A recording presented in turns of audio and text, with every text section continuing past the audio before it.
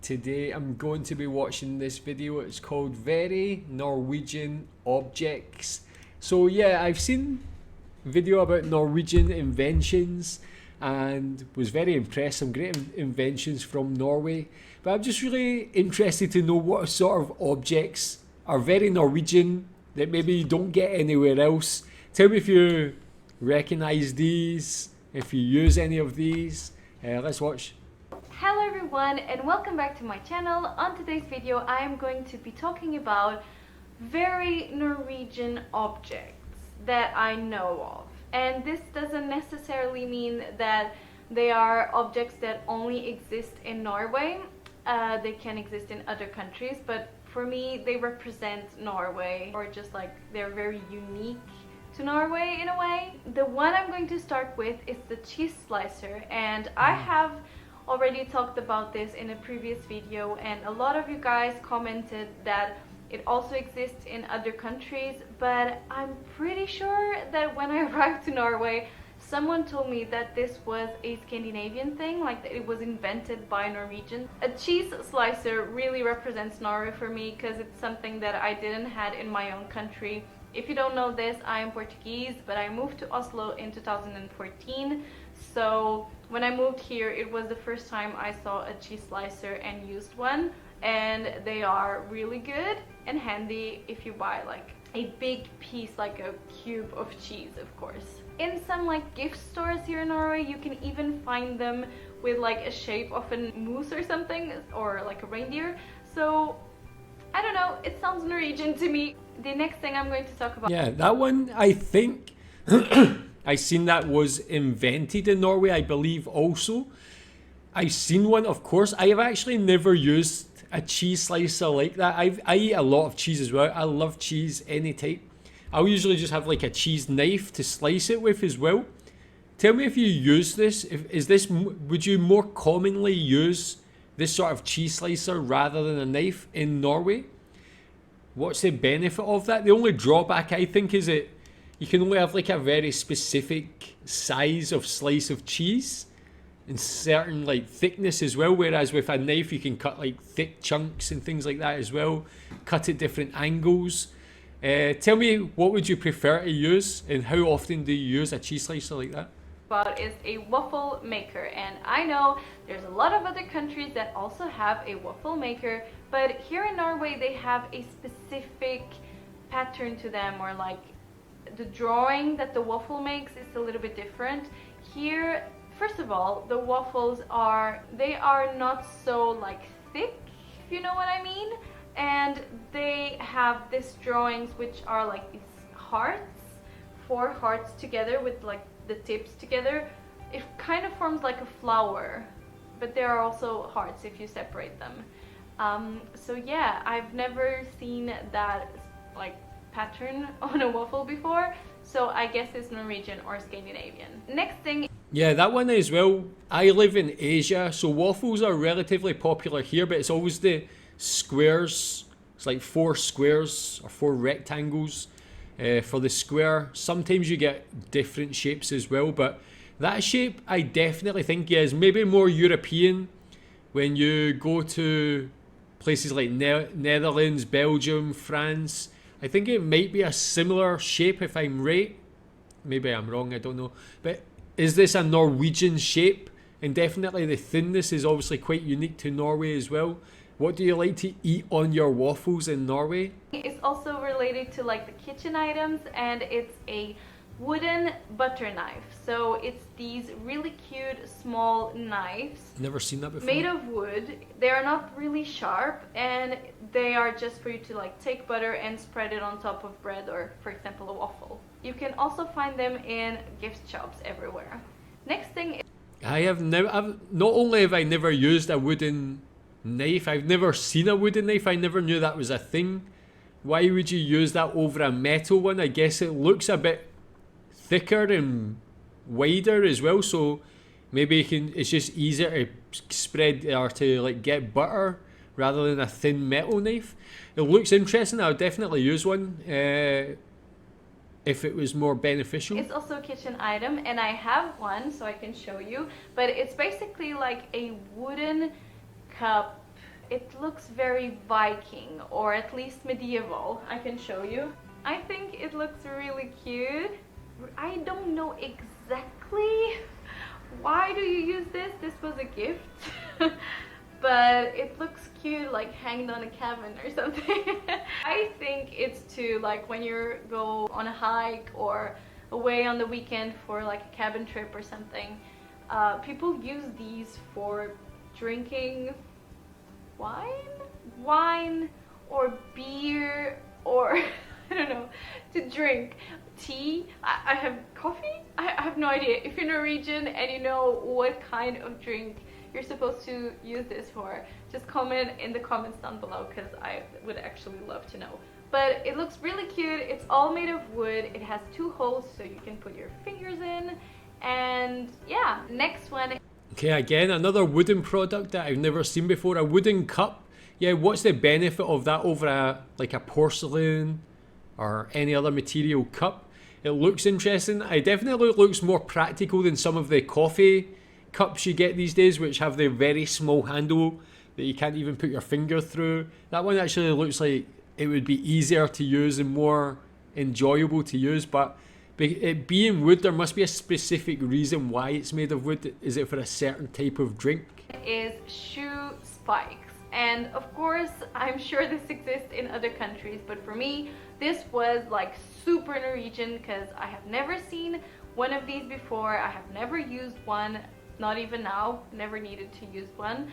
But I see so many people in winter when it's like ice on the floor using these, and they are basically this attachment with spikes to put under your shoes so you don't slip when it's very slippery and icy outside.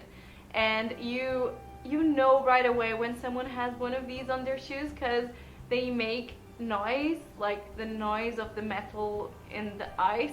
So it's quite like noticeable that you have, but also really safe. And there were times here where I actually like wish I had some on in my shoes, because sometimes in winter here it's like it's a ice skating ring from work home. It's crazy. Another thing I could... That one definitely I would use, especially if I lived in Norway. Obviously I'm from Scotland, so we sometimes get bad weather during the winter where it's snowy and icy, but it's manageable with normal shoes, although sometimes I've almost fallen. My wife fell last time I was in Scotland actually. Norway, I guess the weather's going to be a bit worse. It's going to be a bit snowy for longer, especially in the more northern parts of Norway, so something like that could actually save you from injury. So I would definitely wear them. It's like riding a bike wearing a crash helmet. If you're walking in snow and ice a lot, you may as well make it as safe as you can.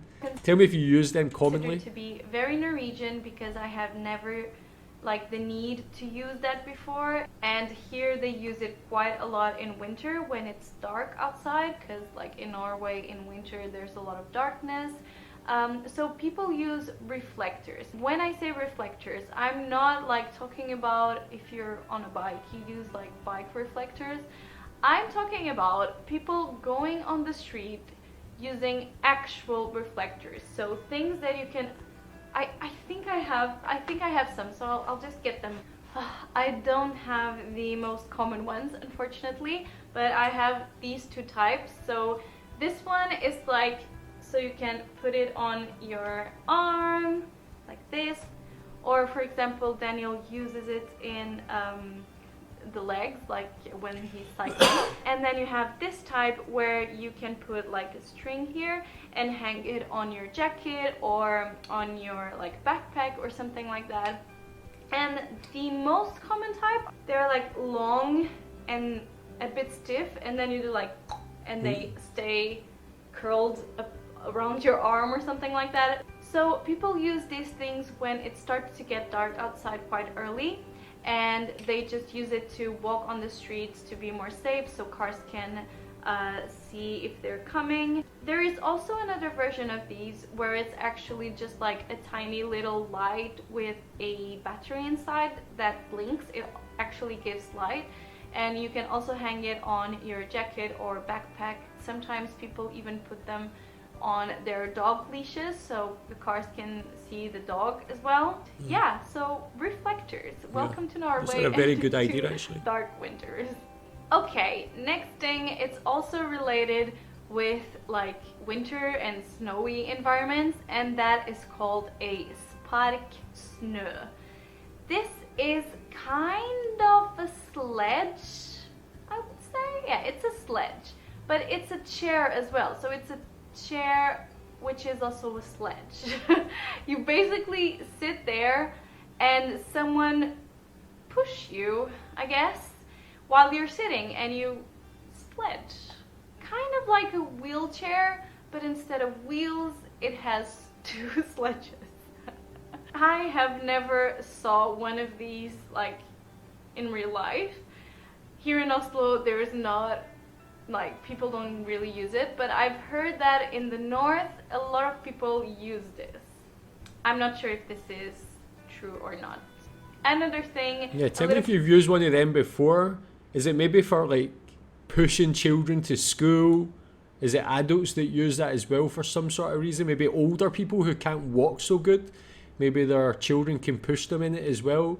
Again, like she says, maybe it is in more remote towns and regions where the weather's a bit more snowy and got deeper snow for longer, that those might be more used. But in the same group, it's called akkebrett. It's basically a sledge for kids, and here you see, even in the city, even in Oslo, you see a lot of parents during winter when it's snow outside taking their kids to the like kids school, like barnehage, in one of these. So it's basically that would be fun for a kids. small kids sledge where they can sit, and then it has a string or like a rope, and parents pull the rope while they go, and the kids just go like on the sledge instead of walking. It's really cute, and I always wanted to have one of these for like adults, so Daniel can, you know, go with me in the city and I'll just sit there. And there is also a version of this for skis, so that you can pull your kids while you're doing ski. It has kind of like a net when it's for skis, so you are a little bit more protected, but you definitely see a lot of those in the forest when people are skiing here. Yeah, tell me if you did that before. Like, that's something obviously very far away from what I'm used to, because we don't have that sort of weather in Scotland, and especially the culture of skiing as well. So I guess the equivalent in Scotland might be when you're riding a bike, having the chair on the back, and the child can come with you. But because obviously skiing is so popular in Norway, it makes sense to be able to take your child with you. That must be quite fun for them, that little vehicle thing. Tell me if you've ever dragged your kid in that. I guess you must get a good workout carrying a kid in one of those while skiing at the same time, man. That's why Norwegians must be very fit. Another thing also inside of the same theme is a baby vogncykel, and this is basically, it's like you have a box with seats inside attached to the front part of the bicycle. Sometimes it's even part of the wheel, and other times you can like put it and take it off depending on what you like need. It also looks really cool, and I would also like to have one of these for me, like for me to sit in the box and then you'll go in the bike. It would be great. Next thing I'm going to talk about, it's an instrument you use to pick blueberries without using your hands. It's called a blåbærplukker, if I'm not mistaken, and they are normally red, like a red box with a thing to like hold, and then in front the box is open, but it has this like teeth thing, and you just like do like this in the blueberry bushes, and you don't have to like use your hands, because normally if you use your hands just get completely purple or blue because of the blueberries. So this is definitely something I have never seen before and so many people use it here in summer, like in the blueberry time, which is I think July and August, if I'm not mistaken. So it's really handy. You get so many more blueberries in the box itself. So, and that's it. Those are all the objects that for me Yeah, that was really interesting. Yeah, that one definitely I've never seen before. Tell me what you think about all of them. Have you used all of them? Is there any you never used before from all of those? Thanks.